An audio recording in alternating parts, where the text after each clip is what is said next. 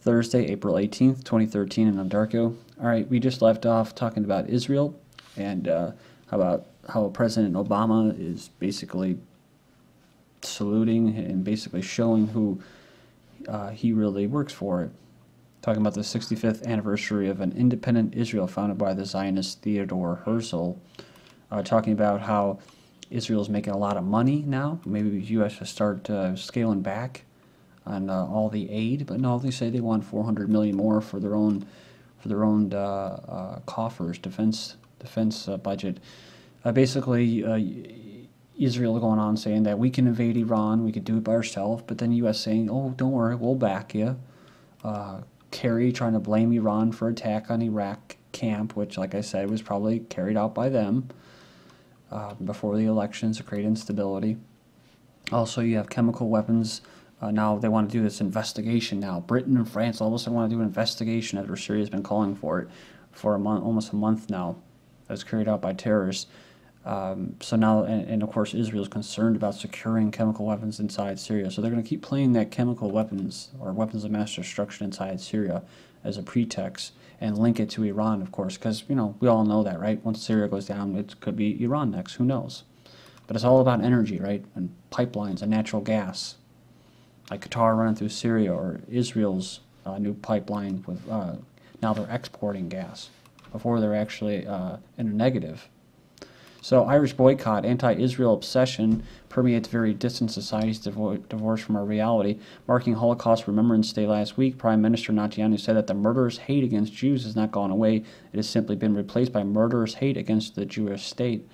Says this undeniable truth does not only apply to outright genocidal enemies. It says anti-Israel obsession permeates very distant societies. It says Irish teachers presented Israel with a new expression of this hate, I guess. It says the Teachers Union of Ireland approved a boycott that obliges all members to cease all cultural and academic collaboration with Israel, including the exchanges of scientists, students, and academic personalities, as well as all cooperation and research programs. So, just to show you, this isn't racism. This doesn't just come from nowhere. They like to go on the offensive. Then, as people are reacting to it and they're trying to be on the defense, they say, "Oh, you're attacking us. You're offending us." Well, you look at the statistics. It says even though European Americans founded Harvard, the most basically important university, prestigious in America, and basically 65% or 68% of American populations are founded by European Americans. The university is now under powerful Jewish influence. So it goes on here and it says here that it practiced blatant racist discrimination against better qualified European American students, I'm sure other ones too, Hispanic, Asians even, and only allows 20% of the Harvard class to be white as compared to allowing 25% of it to Jews, who are only 1.8% of the American population. So you say, well, they're smarter, right? But it says, although Jews outnumber European and Asian Americans, their academic success at the highest level at Harvard is quite dismal. It says here, in reality, European Americans and Asian American students at Harvard in 2011 crushed Jewish students in achieving the highest levels of academic achievement, yet no journalists in American media will even dare to mention this racial discrimination. So there you go. So we were just talking about cultural invasion in that, right? So they say the biggest losers will be the Irish students whose worldview has just been substantially narrowed by the very teachers charged with broadening their outlooks. Look at what it says. It says here that this is all more considering that Israel is a powerhouse of learning, science, and technology, all from which ordinary Irish citizens unknowingly benefit daily. Whatever academic exchange existed pre-boycott was certainly one-sided, having benefited the Irish significantly more than it did Israelis. So you can see where the Jewish supremacism is coming here, man. Their anti-Israel boycott is every bit as liberal as Nazi book burning. So they like using that Nazi book burning. When you go back to the history, you can see that they were burning mostly Jewish Zionist books, communist books. And they were keeping German writers, Austrian writers. They were trying to maintain their culture. It wasn't just about censorship, like in China, right? They blocked that. They blocked a recent movie, the Django. Why? Because it's nothing but blood and gore. It's horrible. We'll get into that in the later videos. I mean, yeah, not really for censorship at all, but it's kind of one-sided, hypocritical when you're doing it one side and then the other way, and there's at least some kind of defense that's being put up from the outside, kind of like North Korea. That's like the extreme of it. Pink Floyd's Waters, U.S. has knee-jerk support for Israel. The singer says he's thinking through his call to boycott Israel, claims Washington doesn't truly want to broker a peace deal with the Palestinians. Says last month he told a pro-Palestinian website that sanctions and boycotts were the most effective way to go in dealing with the Jewish state. So what's he cautious over? He has plenty to be cautious over. Retribution, character assassination. Poland's new Jewish museum to celebrate life, not revisit the Holocaust. So in the heart of the former Warsaw Ghetto, where Jews rebelled against their German oppressors 70 years ago, Poland is unveiling a new museum to commemorate 1,000 years of Jewish life and culture. One survivor said, "It's important to see Auschwitz, but it's more important to see where Jews lived for 1,000 years and where they have created so much." Former Israeli intelligence operative, now working for hedge funds, a company staffed with former operatives of Israel's top intelligence agencies and founded with the help of former head of the Mossad, is being used by hedge funds looking for an edge in the financial markets. He's become increasingly popular on Wall Street. The firm employs about 40 former intelligence operatives and analysts. It was founded in 2009 with an eye towards harnessing the intelligence talent in Israel for the use in the corporate sector, the private sector. The new Nazis of Spain. So it says here on Saturday, Popular Party Secretary General Maria Dolores de Cospedal, number 2 of the governing party in Spain, said that she knew that she was going to get criticized, but this was pure Nazism. On Sunday, rather than resigning, she repeated it. For more precision, she added that going to someone's house to harass him is a totalitarian attitude comparable to what occurred in the 30s in a European country, a reference to Nazis marking the homes of Jews. But these, quote, Nazis are folks who are standing up to the banks and draconian mortgage laws that the government is hell-bent on protecting, and they have a special word for their action. They called it escrache. It had become popular in Argentina in '95 after the president had pardoned collaborators of the junta. It says, unlike the U.S., Spanish homeowners borrow under a draconian law where the bank, after the eviction, saddles ex-homeowners with the debt for life. That sounds like a good part of the usury system. German academics found anti-Euro party ahead of polls. A group of German economists and academics have founded a new political party which is opposed to the European single currency, the euro.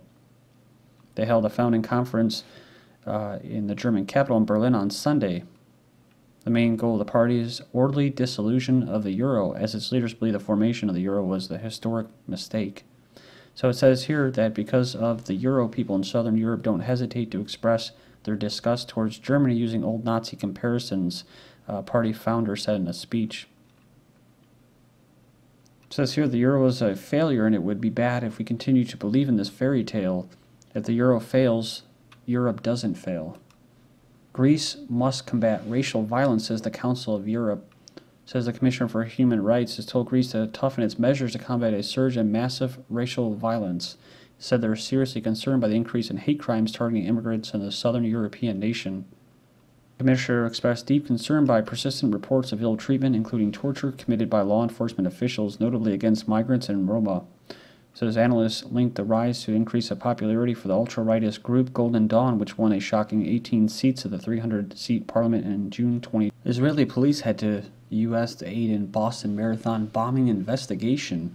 The investigation into Monday's deadly bombing at the Boston Marathon has officially gone international. Law enforcement officials from Israel have been sent to the U.S. to assist in the probe. So maybe they're going to patch up any loose ends for their most recent operation, Black Ops. Said here, says he's dispatched officials to the Boston, Massachusetts area or departments where they will meet with the FBI and other authorities.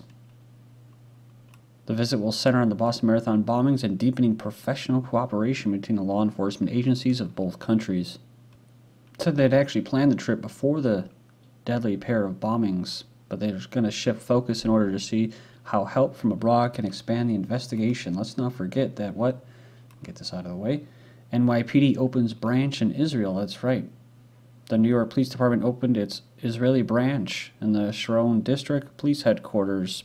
So, there you go. You won't have to fly to New York to meet members of the police department considered to be the best in the world. Attacks on Bay Area data and electricity transmission infrastructure and apparent acts of sabotage in the South Bay early Tuesday. Someone cut fiber optic cables, knocking out some 9/11 service, and then fired a rifle at a PG&E substation, Santa Clara County Sheriff said. They were basically what? The objective appeared to have been shutting down the system. Says they don't have a suspect, but it seems like the perpetrator or perpetrators to me. So, pretty interesting, because it's kind of a form of terrorism, or they're testing the system, either our government or someone else's government. Along with that, and of course, what? This letter, right? Who sent the letters to the president with this Ricin chemical toxin? So that's another form, I guess. Paul Kevin Curtis, Racine letter suspect revealed to be Democrat. So reported to be the man who sent the Racine letters to President Obama, U.S. Senator, has been revealed to be a liberal Democrat. That's right. I like to pin everything on right-wing extremists. It's weird, you had the Pentagon shooter. He was a quote conspiracy theorist, and he was actually left, but they were saying he was right-wing conservative. You had others similar to him. I believe it was the Chick-fil-A guy. He was actually he went in there and tried to fire shots at a conservative, basically a conservative consortium group or something. And he was, kind of like a left-wing, quote, terrorist. I'm not sure about Joseph Stack, the guy that flew in the IRS. I think they try to say he was right-wing. I think he was just pissed off at the IRS. But he may have been left-wing as well. But they like to do that a lot. Then it says here the suspect says that he's a conspiracy theorist. So has a colorful online presence. So penchant for conspiracy theories. He offers warnings on his Facebook that your friend's body parts are at risk of harvesting for the black market. And he goes on talking about how he's had to go through a bunch of attacks. They burned down his home, killed his dogs. I don't know if all this is true. Destroyed his marriage. They trolled. They came into my house, took my computers. But Boston Marathon bomb similar to Bill Ayers Weather Underground nail bomb. Though they compiled a list of domestic bombings since 1886, including the list are two by Bill Ayers' former group, the Weather Underground Ayers, and his fellow former terrorist wife, Bernadine Dorn, are both close friends to President Obama, who did not call yesterday's Boston Marathon bombings an act of terror. But who knows? From John Rappaport's website, he's saying that it didn't appear to be a pressure cooker. So. Neighbor says Southern California man killed by homemade bomb was eccentric. So we already covered this before. Man who made a homemade explosive blew up at his home was an eccentric who bicycled around his neighborhood dispensing anti-government conspiracy pamphlets. So he got blown up.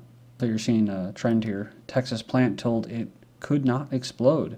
So this goes on here and it says that they're fine, right? No problem here. Testing the system, right? So they blew it up. Bomb threat clears Boston Courthouse. This, of course, was from the, what was that, the day after, I believe, the 17th. So just to get more fear in the air so they can lock everything down, along with the, the envelopes and that. CIA obtains false ideas from Washington Department of Licensing. So they issued nearly 300 fictitious driver's licenses to the CIA, the state of Washington did, so. Just remember that as far as all the suspects go. Reporting on Boston bombing leads to conflicting answers.